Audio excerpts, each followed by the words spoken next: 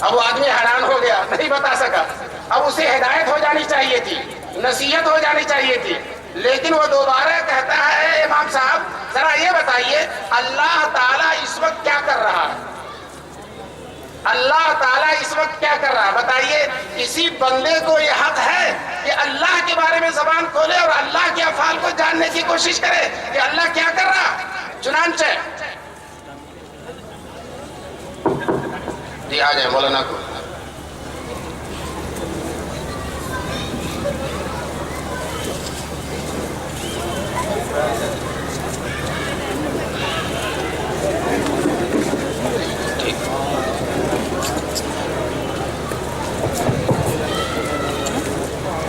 تشریف لائیں. تو آگے بڑا میرے لیے بڑا مجاہدہ رہے گا.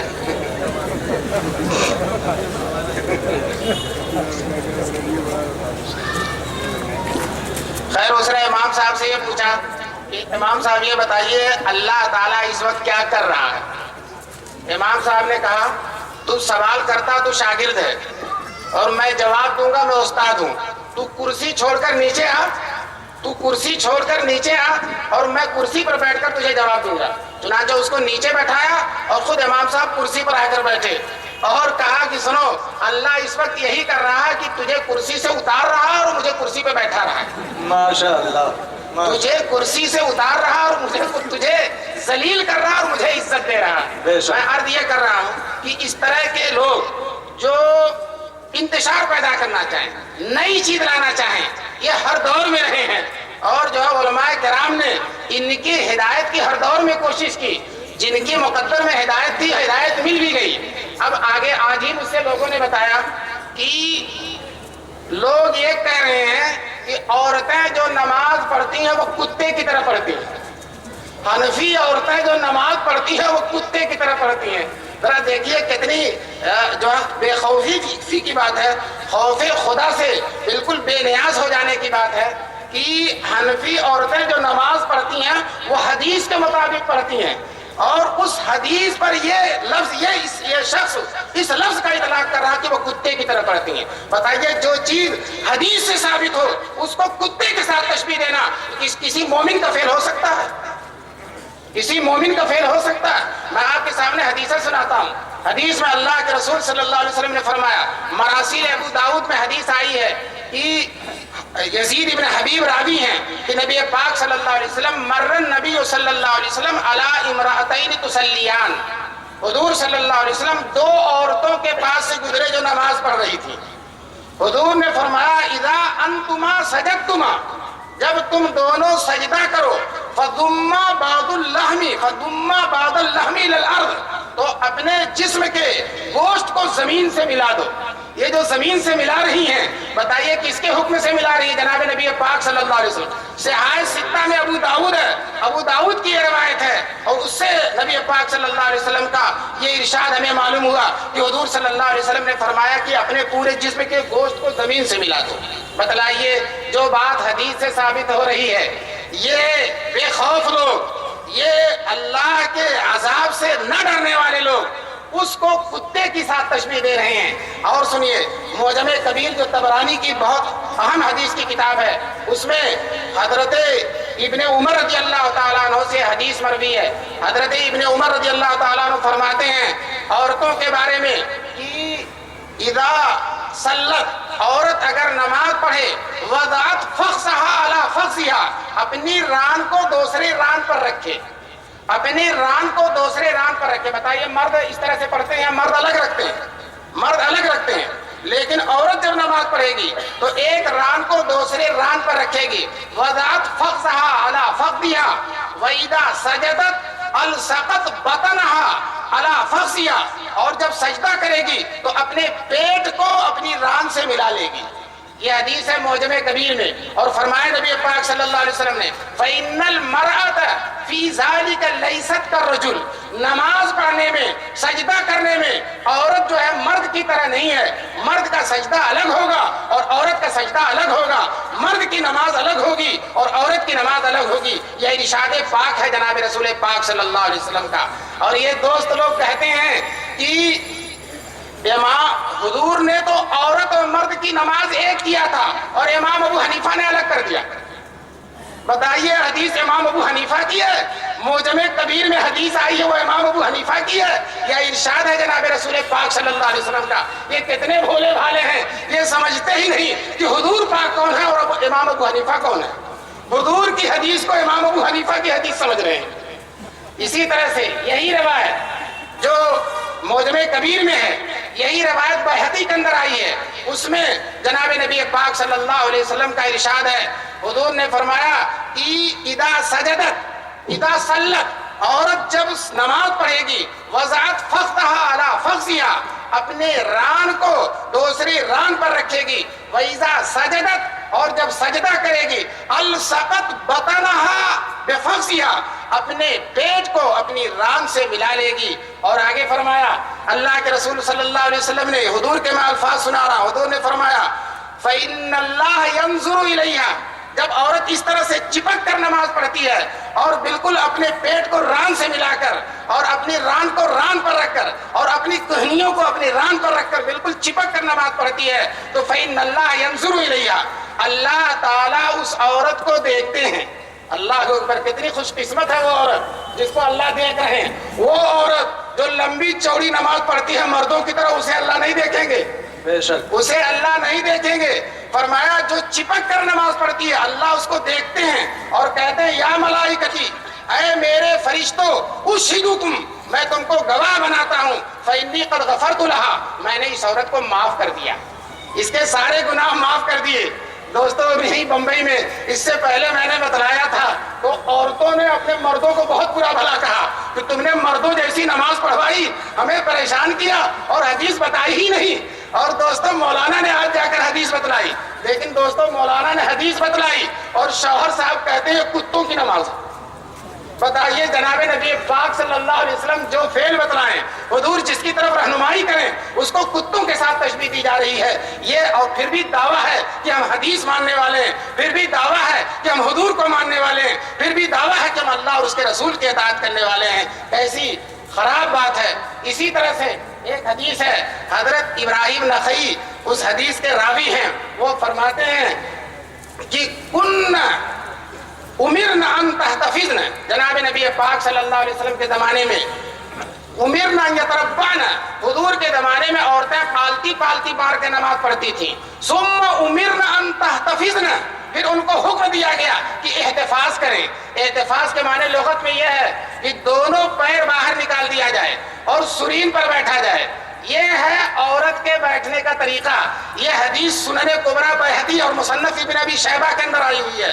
دونوں پیر عورت باہر نکالے گی اور سرین پر بیٹھے گی، مردوں کی طرح نہیں بیٹھے گی. مرد کیسے بیٹھتے ہیں؟ مرد بیٹھتے ہیں ایک پیر بچھا کر اس پر بیٹھتے ہیں اور دوسرے پیر کو کھڑا رکھتے ہیں. اور عورت کے بارے میں اللہ کے رسول پاک صلی اللہ علیہ وسلم کا ارشاد ہے دونوں پیر باہر نکال دے گی.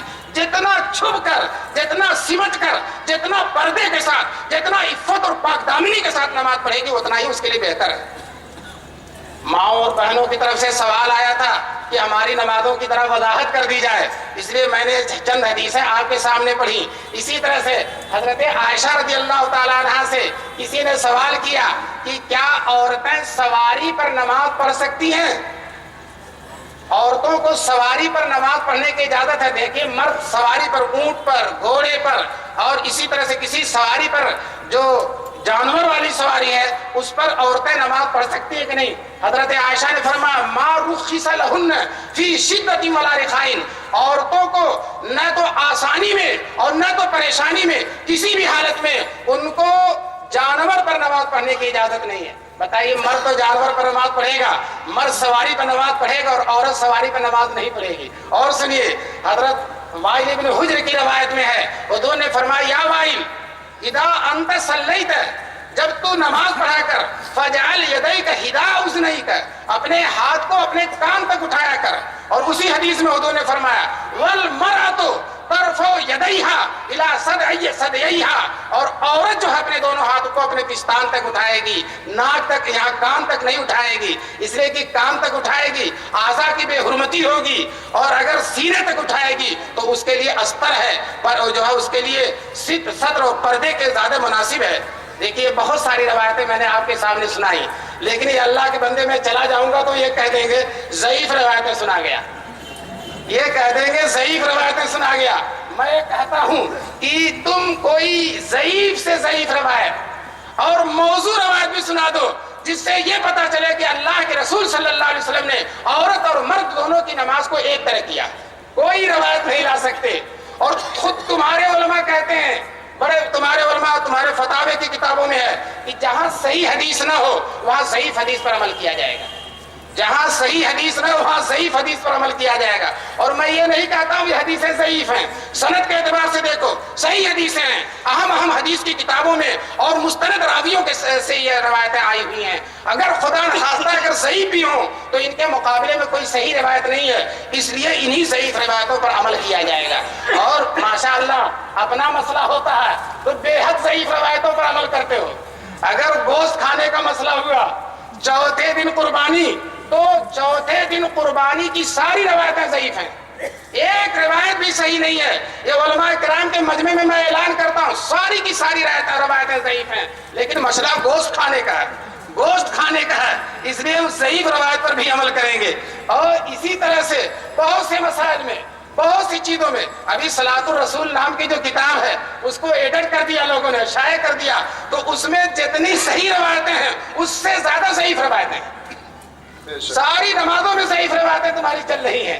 بہرحال میں عرض یہ کر رہا تھا کہ ایک طبقہ ہے، ایک فرقہ ہے جو نئے الگ الگ مسائل نکالتا۔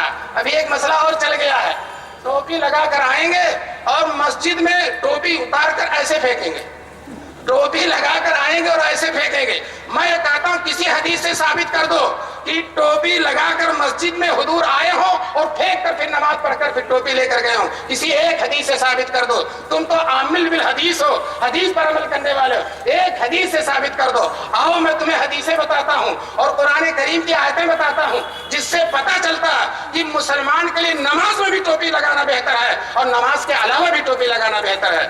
اللہ نے قرآن کریم میں فرمایا خذوا زینتکم عند کل مسجد، جب نماز پڑھنے جاؤ زینت اختیار کرو۔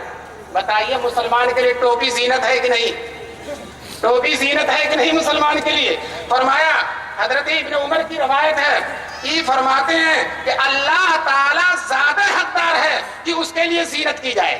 کسی اور کے گھر میں جاتے ہو ٹوپی لگا کر جاتے ہو، کسی اور سے ملنے جاتے ہو سج دھج کر جاتے ہو، تو زیادہ حقدار ہے اللہ تعالیٰ کہ جب اس کے گھر میں جاؤ اس سے ملاقات کے لیے جاؤ، اس کی نماز پڑھنے کے لیے جاؤ، اس کی عبادت کرنے کے لیے جاؤ تو سج دھج کر جاؤ، بن کر جاؤ۔ تمام مفسرین نے اس کو لکھا، چنانچہ حدیث میں نبی پاک صلی اللہ علیہ وسلم نے فرمایا کہ جب تم نماز پڑھو دو کپڑے استعمال کرو، جب نماز پڑھو دو کپڑے استعمال۔ اہل عرب ایک ہی کپڑا استعمال کرتے تھے، لیکن نماز چونکہ اللہ کی عبادت کی چیز ہے اور سج دھج کر بن کر جانا چاہیے، دو کپڑے، کرتا بھی ہونا چاہیے، پائجامہ بھی ہونا چاہیے اور دوستوں اس کے ساتھ ٹوپی بھی ہونا چاہیے، ٹوپی بھی ہونا چاہیے۔ میں آپ کو بتاؤں حضرت ابن عباس رضی اللہ تعالیٰ عنہ کی روایت ہے کہ نبی پاک صلی اللہ علیہ وسلم کا تین ہی معمول تھا۔ یہ حدیث جو ہے مصنف ابن ابی شیبہ کے اندر اور حدیث کے اور بھی بہت سی کتابوں کے اندر، اور جلسے کے بعد جو صاحب مجھ سے حوالہ چاہیں گے میں حوالہ اور صفحے کی قید کے ساتھ ان کو بتا دوں گا یہ حدیثیں کہاں ملیں گی۔ چنانچہ ابن عباس رضی اللہ تعالیٰ عنہ کی روایت ہے کہ نبی پاک صلی اللہ علیہ وسلم کے تین طرح کی ٹوپی رہتی تھی، حضور کے تین طرح کی ٹوپی رہتی تھی۔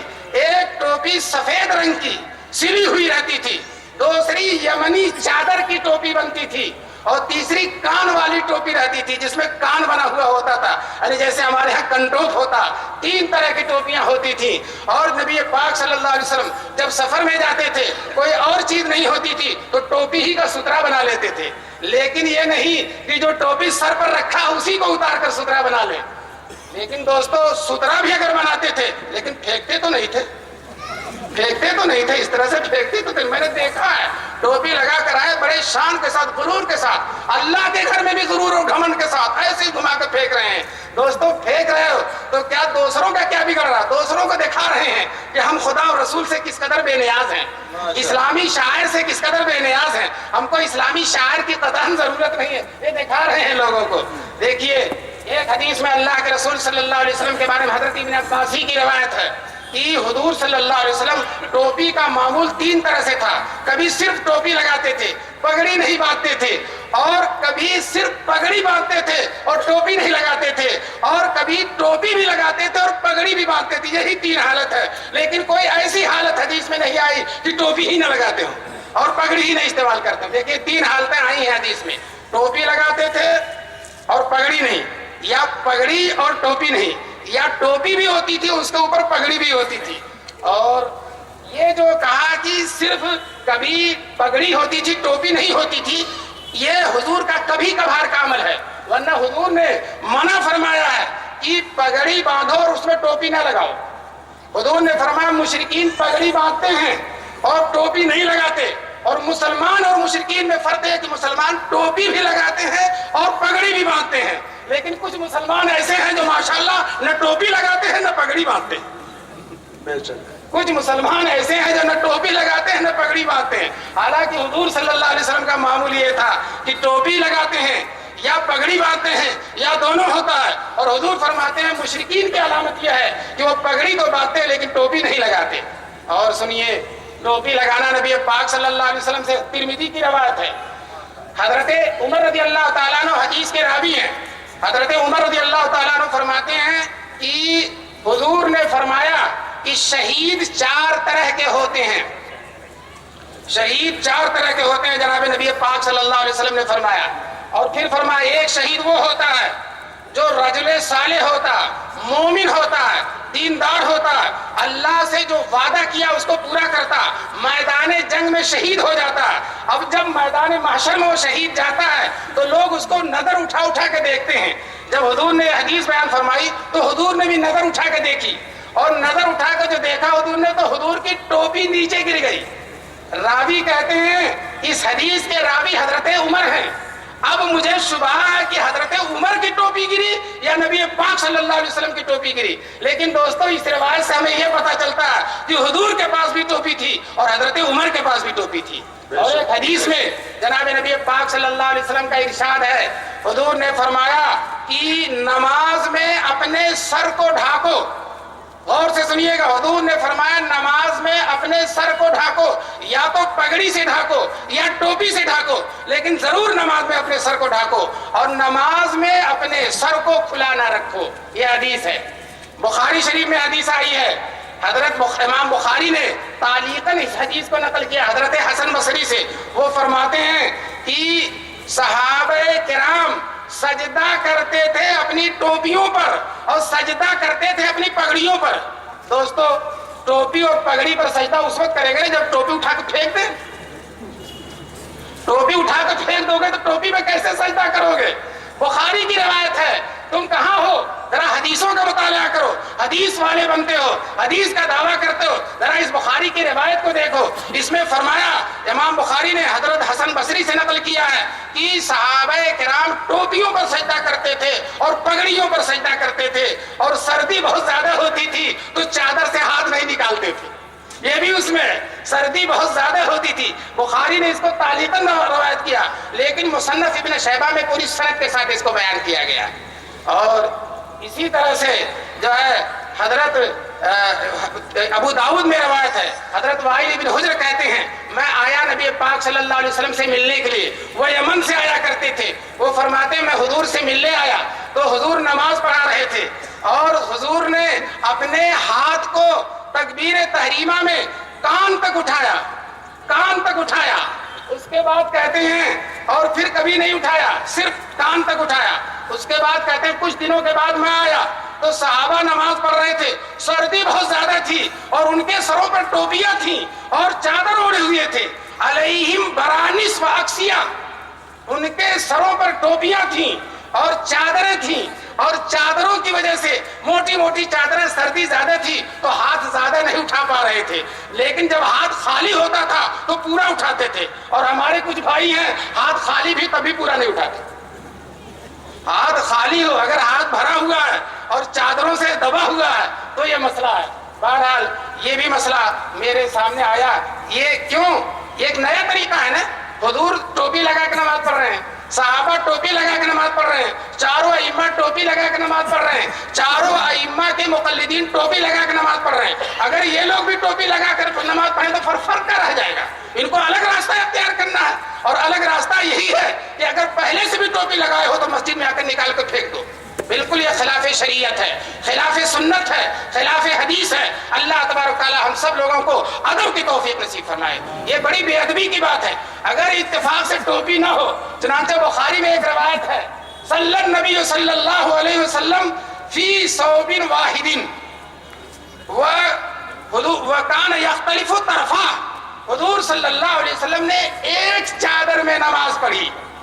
اسی حدیث سے یہ لوگ دھوکہ دیتے ہیں اور کہتے ہیں حضور نے جب ایک چادر میں نماز پڑھی تو ٹوپی کہاں تھی. ہم کہتے ہیں یہ نفل نماز کی بات ہے. سارے شراح کہتے ہیں نفل نماز گھر میں حضور نے نماز پڑھی، اور اس میں کہیں یہ نہیں ہے کہ ٹوپی لگائی نہیں نبی پاک صلی اللہ علیہ وسلم نے.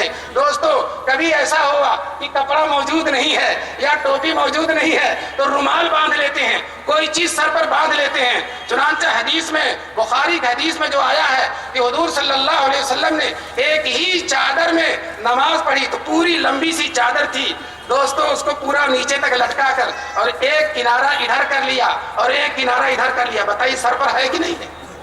سر پر ہے کہ نہیں ہے؟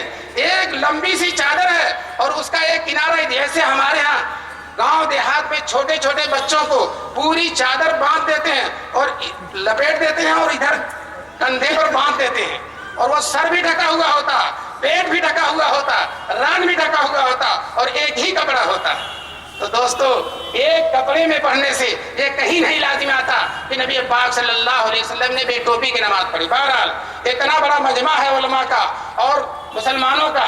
میں آج آپ سے یہ چیلنج کرتا ہوں، کسی حدیث سے، صحیح حدیث سے نہیں ثابت کیا جا سکتا کہ جناب نبی پاک صلی اللہ علیہ وسلم نے بلا کسی مجبوری کے، بلا کسی حاجت کے اور بلا کسی تنگی کے بلا ٹوپی کی نماز پڑھی ہو. کسی حدیث سے ثابت نہیں کیا جا سکتا. اگر آپ حدیث پہ چلنے والے ہیں، حدیث کو ماننے والے ہیں، تو آپ کے لیے لازم اور ضروری ہے کہ ٹوپی استعمال کریں. اور اسی طرح سے دوستو آج کل میں نے بتایا نا وہی حدیث جو پڑھی، من شذ شذ فی، جو الگ راستہ ہے. یہ رات دن پڑھتے رہتے ہیں، کتابوں کا مطالعہ کرتے ہیں، کوئی نیا مسئلہ مل جائے، کوئی نیا مسئلہ مل جائے جس سے امت میں انتشار پیدا ہو اور لوگوں کے ذہن میں خلجان پیدا ہو. چنانچہ ایک نیا مسئلہ تلاش کر لیا، انگلی ہلانے کا. ایک نیا مسئلہ نکال لیا انگلی ہلانے کا. انگلی ہلاتے ہیں نماز میں بہت زیادہ، بے تحاشا ہلائے چلے جاتے ہیں. دوستو نماز خشوع خضوع کی چیز ہے. نماز میں تو کسی جسم کے حصے کو بلا وجہ ہلانا نہیں چاہیے، اور بالقصد انگلی ہلا رہے ہیں جبکہ اس کی کوئی ضرورت نہیں. دوستو رکوع اور سجدے میں جانے کی ضرورت کی وجہ سے آدمی کو اپنا جسم ہلانا پڑتا ہے، ورنہ تو نماز بالکل قوموا للہ قانتین. اللہ نے قرآن میں فرمایا اللہ کے لیے چپ چاپ سکون اور اطمینان کے ساتھ کھڑے رہو.